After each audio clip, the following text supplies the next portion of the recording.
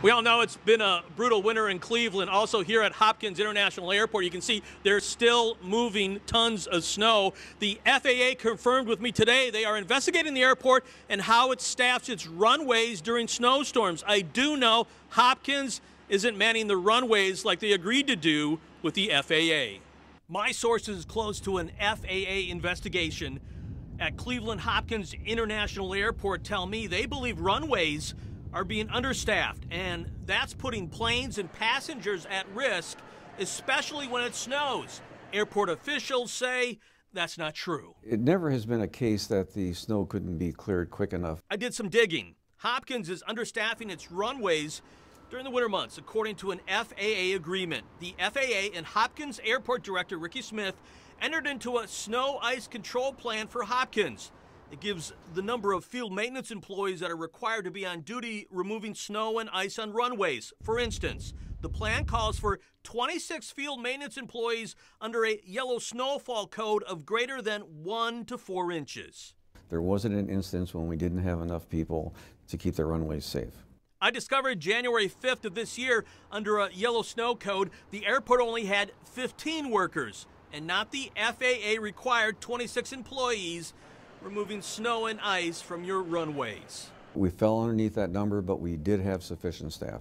January 6th, yellow code, and again, only 15 workers, falling 11 short. Fred, the snow and ice plan, is that a regulation that you have to follow, or is that just up in the air, whatever you want to do, and the FAA doesn't care? No, it's one that we have to follow, and we do. Hopkins didn't follow it again on January 21st, only 17 workers on the runways. Since 2014, Hopkins says there's been 10 diversions of planes from the airport. I've learned some runways were actually shut down due to ice and snow. Planes full of passengers had to be diverted. February 25th, 2014, one United Airlines jet diverted due to heavy snow on runways. Both runways closed for 16 minutes.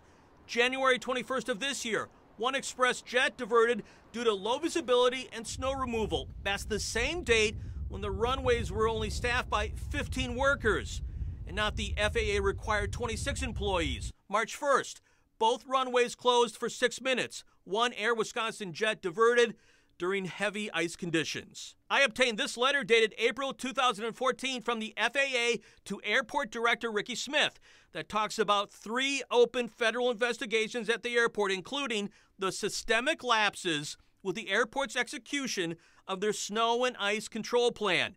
The FAA says one investigation is still open, and I found out it's concerning staffing of the runways and the airport's snow and ice control plan. As they continue to move snow here out at Hopkins, I do know that the FAA and investigators were here yesterday meeting with Airport Director Ricky Smith, and I'm sure they're asking, how many people do you have manning the runways during a snowstorm? Scott Taylor, 19 Action News.